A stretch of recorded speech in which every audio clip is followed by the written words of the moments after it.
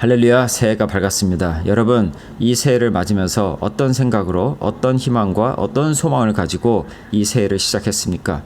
우리는 모두가 작년보다 올해가 더욱더 밝고 희망찬 새해가 되기를 바랍니다. 그리고 그렇게 기도합니다. 작년보다 훨씬 더 올해 성공하게 하여 주시옵소서.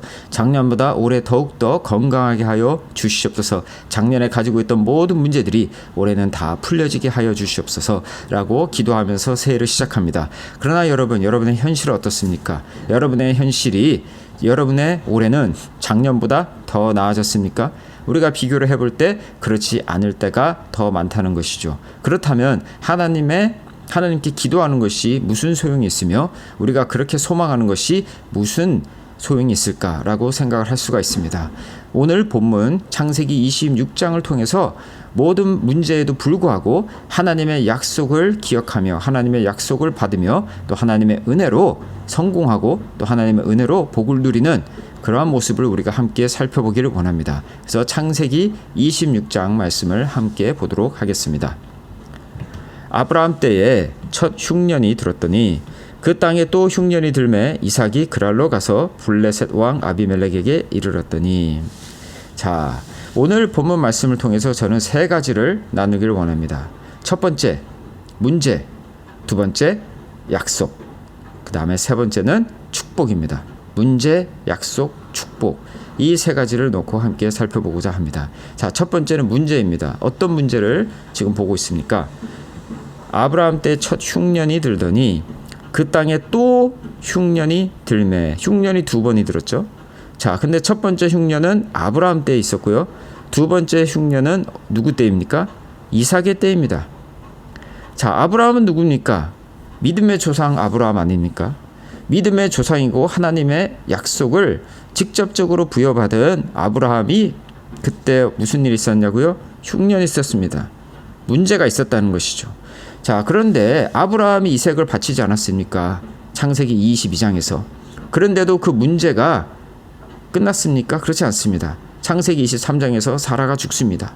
문제는 계속 일어나는 것을 보게 되는데, 자, 더 문제는 무엇이냐면 아브라함 당대에 그 문제가 끝나는 것이 아니라 아브라함 후대에도 문제가 계속 진행이 되고 지속되고 있다는 것이죠. 어떤 문제가 있습니까? 다른 문제도 아니고 또 다른 똑같은 문제, 흉년이 들었습니다. 여러분, 흉년이 얼마나 힘듭니까? 농사, 그 당시에는 농사가 주업이었습니다. 가장 중요한 것이 밥 먹고 사는 것인데 농사가 되지 않으면 밥을 먹을 수가 없는 것입니다. 가장 큰 문제가 생기는 것이죠. 오늘날 따지면 전기죠. 전기 없으면 아무도 살 수가 없습니다. 그 전기가 다 나간다고 하면 어떻게 이 세상이 돌아가겠습니까? 마찬가지로 그 당시에 흉년은 가장 큰 문제였습니다. 근데 그 가장 큰 문제가 아브라함 당대뿐만 아니라 이삭의 당대에도 일어나고 있다는 것입니다. 자, 전장 25장에서 아브라함이 죽었습니다. 아브라함이 죽고 하나님께서 이삭에게 그 아브라함의 복을 또 다시 주는 모습을 보게 됩니다. 그 모습을 보면서 이제 이삭의 삶은 온전히 평탄한 삶, 아무 문제도 없는 삶이구나 라고 생각을 할 수가 있으나 그것이 아니라 오히려 26장, 오늘 첫 장, 바로 이삭의 삶이 시작되는 이삭의 삶의 모습을 묘사하는 이 장에서 그 우리의 기대를 완전히 꺾어버립니다. 왜 그렇습니까? 아브라함에게 있었던 문제가 똑같이 이삭에게도 있다는 것이죠. 그것은 무엇입니까? 우리 인생에 문제가 끊이지 않는다는 것입니다. 심지어 하나님께서 우리에게 축복하신다고 했음에도 불구하고 우리의 인생에 문제가 계속적으로 일어날 수 있음을 보여주는 것입니다. 2025년도에 문제가 많이 있었는데 2026년에 문제가 없으리란 법이 없다는 것이죠. 우리는 문제가 없기를 바라지만 실상은 그렇지가 않다라는 것입니다. 그것을 오늘 본문 말씀이 분명하게 보여주고 있습니다. 우리 삶에는 문제가 있고 그리고 그 문제가 끊임없이 일어날 수 있다라는 것이죠. 그래서 이삭이 이동을 합니다. 그랄로 가서 블레셋 왕 아비멜렉에게 이릅니다. 그러한 삶을, 유목민의 삶을 사고 있습니다. 자, 그래서 첫 번째 우리가 봐야 될 것은 문제인 것입니다. 문제는 우리가 피할 수가 없다는 것이죠. 그런데 여기에서 우리가 주춤하거나 희망을 잃어버리면 안 되는 사실은 무엇입니까? 그 문제에도 불구하고 하나님의 약속이 있다라는 것이죠. 자, 2절을 보시기 바랍니다. 2절 여호와께서 이삭에게 나타나 가라사대, 하나님께서 아브라함에게만 나타난 것이 아니라 이삭에게도 지속적으로 나타납니다. 문제가 이삭에게도 지속적으로 나타난 것처럼 하나님도 아브라함에게 나타나신 것처럼 지속적으로 이삭에게도 나타나고 계시는 것입니다. 하나님이 말씀하시되 애굽으로 가지 말라, 내려가지 말라. 애굽에 가서 이 애굽의 풍요로움을 의지할 수가 있는 것이죠. 하나님이 아니라. 그래서 애굽으로 가지 말고 내가, 하나님이 내게, 이삭에게 지시하는 땅에 거하라. 아브라함에게 지시하셨던 것처럼 하나님이 똑같이 이삭에게 이렇게 얘기하는 것입니다. 너의 인간적인 그런 의지를 하지 말고 오직 나를 의지하여 나의 음성을 듣고 내가 가라고 하는 곳으로 가고 내가 머물라고 하는 곳에 머물러라. 그렇게 하나님이 말씀하고 계십니다. 자, 3절 보시기 바랍니다. 이 땅에 유하면 내가 너와 함께 있어 네게 복을 주고 내가 이 모든 땅을 너와 네 자손에게 주리라. 아브라함에게 하셨던 약속을 똑같이 이삭에게 하고 있습니다. 내가 네 아비 아브라함에게 맹세한 것을 이루어 네 자손을 하늘의 별과 같이 번성케 하며 이 모든 땅을 네 자손에게 주리니 내 자손을 인하여 천하 만민이 복을 받으리라. 바로 창세기 12장에 하나님이 아브라함에게 말씀하셨던 그 약속을 이삭에게 동일하게 하고 계시는 것을 우리가 보게 됩니다. 하나님은 약속의 하나님이십니다. 그리고 하나님은 신실하신 하나님이십니다. 신실하신 하나님은 약속을 지키시는 분이라는 뜻입니다.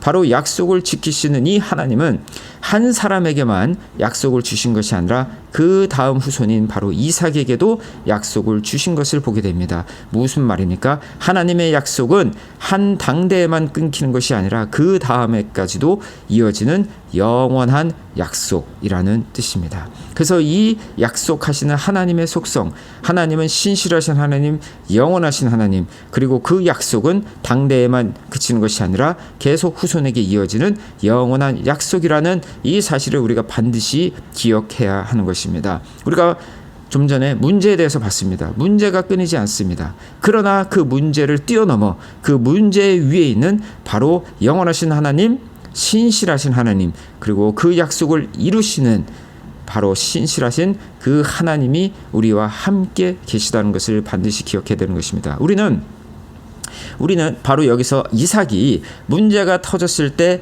아마도 애굽으로 가려고 했었던 것 같습니다. 그러니까 하나님이 애굽으로 가지 말라고 하셨습니다. 자, 우리 그것이 애굽으로 가고자 하는 것이 우리의 속성입니다. 애굽은 모든 것이 풍요로운 나라였습니다. 그 당시에 가장 강대국이었습니다. 문제가 터졌을 때 우리는 인간적인 도움을 받으려고 합니다. 돈이 많은 곳으로 가려고 합니다.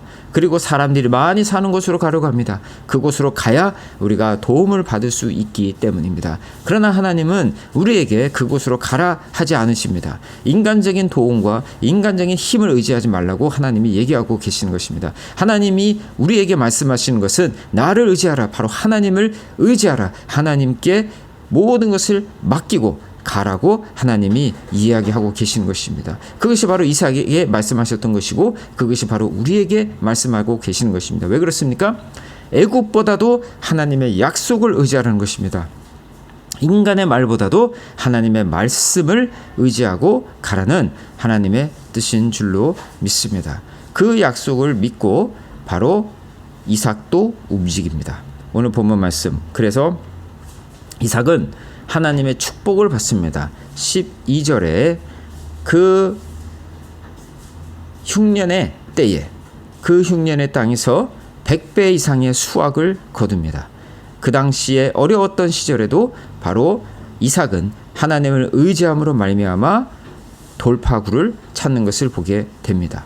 그리고 이삭은 우물 파는 그런 사업을 하는데 그 사업이 잘 되어서 이방 땅에서도 각광을 받게 되지만 우물이 너무 커지는 바람에 그리고 사업이 잘 되는 바람에 다툼이 일어나 많은 곳으로 옮겨가야 했습니다. 이 땅에서의 그런 성공하는 모습을 우리가 보게 되는 것이죠. 자, 그런데 오늘 본문 말씀 24절과 25절을 보겠습니다. 그 밤에 여호와께서 그에게 나타나 가라사대 나는 네 아비 아브라함의 하나님이니 두려워 말라. 내 종 아브라함을 위하여 내가 너와 함께 있어 네게 복을 주어 네 자손으로 번성케 하리라 하신지라. 이삭이 그곳에 단을 쌓아 여호와의 이름을 부르고 거기 장막을 쳤더니 그 종들이 거기서도 우물을 팠더라. 아멘. 자, 이삭이 단을 쌓는 모습, 여호와의 이름을 부르는 모습, 바로 하나님을 예배하는 모습을 보입니다. 거기에 장막을 치는 유목민의 삶을 살았지만 그는 하나님께 예배드리고, 그리고 그런 사업, 우물을 파는 사업 가운데서도 예배를 드리는 이삭의 모습을 보게 됩니다. 자, 그런데 아까도 말씀드린 것처럼 이삭이 이 땅에서 성공을 하지만 그 성공의 이유가 무엇입니까? 그 축복의 이유가 무엇입니까? 14절 다시 한번 보시면은 두려워 말라 내 종 아브라함을 위하여, 내 종 아브라함을 위하여 내가 너와 함께 있어 내게 복을 주어라고 얘기하고 있습니다. 그 말씀은 무엇입니까? 내가 너 이삭이 잘하고 있고 이삭이 뛰어난 사람이기에 복을 주는 것이 아니라 바로 내 종 아브라함을 위하여, 바로 이삭의 아버지인 아브라함 때문에 너를 축복하는 것이다 라고 이삭에게 이야기하고 있습니다. 자, 그 말은 무엇입니까? 이삭의 축복의 이유는 이삭이 아니었습니다. 이삭이라는 사람 때문이 아니었습니다. 아브라함이라고 한 것입니다. 근데 아브라함은 어떤 사람입니까? 아브라함도 우리처럼 약한 사람입니다. 그리고 그는 거짓말하는 실수를 범했던 그런 사람이었습니다. 그런 죄인이었습니다. 그럼에도 불구하고 아브라함 때문이라고 얘기한 것은 아브라함의 잘남과 아브라함의 선함 때문이 아니라 그 약속을 하신 선하신 하나님께서, 선하신 하나님의 은혜로 인하여 이삭을 축복하는 것을 우리가 알 수가 있는 것입니다. 은혜는 우리 때문에 받는 것이 아닌 것입니다. 우리를 위해서 기도하신 그런 부모님의 기도와 또 여러 사람들의 기도 때문에 우리를 축복하시는 것입니다. 그러나 그들의 기도도 본인들의 힘으로 나오는 것이 아닙니다. 바로 하나님의 은혜로 그 모든 것이 이루어지는 것입니다. 그렇다면 그 은혜의 근원은 무엇입니까? 바로 은혜의 근원은 그 누구도 아닌 하나님 자신인 것을 우리가 알게 되는 것입니다. 궁극적으로 우리는 하나님 때문에, 하나님의 은혜로, 그 은혜로 말미암아 축복을 받는 것입니다. 그 은혜가 무엇입니까? 바로 예수 그리스도가 우리를 위해서 십자가에 죽으시고 부활하신 그 복음이 바로 은혜인 것입니다. 예수님 때문에 우리가 축복을 얻는 것입니다.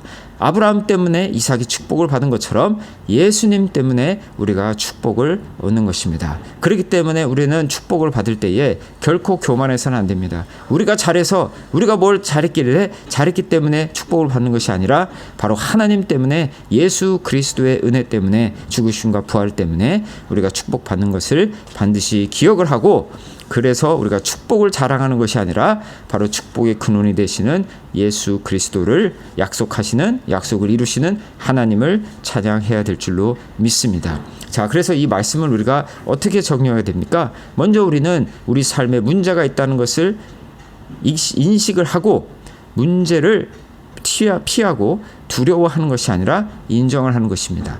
그것이 필요한 것입니다. 그러나 더 중요한 것은 그 문제에 우리가 집중하는 것이 아니라 하나님께서 우리와 함께 하시고 우리를 인도하시고 우리를 축복하시는 분이라는 하나님, 그리고 그분의 약속을 반드시 믿어야 될 줄로 믿습니다. 그래서 그런 문제 가운데서도 이삭이 하나님의 약속을 받았던 것처럼 우리도 하나님의 약속을 받아야 되는 것입니다. 그 약속을 어떻게 받습니까? 바로 성경 말씀입니다. 성경 말씀이 하나님의 약속입니다. 그 약속을 받기 위해서는 우리는 매일매일 하나님의 말씀을 묵상해야 되는 것입니다. 매일매일 묵상하지 않으면, 그 말씀을 보지 않으면 우리는 세상 뉴스를 접하게 되고 그 세상 뉴스에 나오는 문제에 휘말리게 되는 것입니다. 그러면 우리는 절대로 희망을 가질 수가 없는 것입니다. 우리는 세상 뉴스보다도 더욱더 하나님의 말씀에 귀를 기울이고 하나님의 말씀을 매일매일 묵상해야 될 줄로 믿습니다. 그러면은 그 말씀의 주인이신 바로 하나님께서 문제에도 불구하고 우리를 축복하실 것입니다. 그 흉년의 땅에서도 이삭이 100배 열매 수확을 맺었던 것처럼, 그리고 우물을 팠던 것처럼, 바로 우리는 이 문제 많은 세상에서 예수 그리스도 때문에 더욱더 큰 축복을 누리고 그 축복으로 인하여 이 온 만방 백성들에게 복이 될 것입니다. 그 축복은 비단 돈을 많이 벌고 건강한 그런 이 인간적인 기준의 축복이 아니라 바로 하나님과 동행하며 하나님의 말씀대로 순종함으로 얻는 바로 영적인 그런 축복인 줄로 믿습니다. 하나님께서 우리와 함께 하신다는 것, 하나님의 임재, 그리고 그분의 능력이 우리의 능력이라는 것, 그것 자체가 바로 축복인 줄로 믿습니다. 그래서 우리가 문제 가운데도 하나님의 약속을 믿고 살아갈 때에 그 축복을 우리가 누리고 경험함으로 말미암아 온 열방에 예수 그리스도를 증거하는 저와 여러분 되시기를 주님의 이름으로 축원합니다. 함께 기도하겠습니다. 하나님 아버지 감사합니다. 오늘 말씀을 통하여 우리가 이삭이 문제에도 불구하고 주님의 약속을 받고 축복을 누리는 것을 보았습니다. 바로 그 말씀대로 우리가 축복을 받게 하여 주시옵시고 축복을 누리게 하여 주시옵시고 이 어려운 시대에도 주의 말씀대로 축복을 받음으로 아버지의 열방에 복이 되는 우리 모두가 될 수 있도록 축복하시고 인도하여 주시옵소서. 감사드리오며 예수 그리스도 이름으로 기도드렸습니다. 아멘.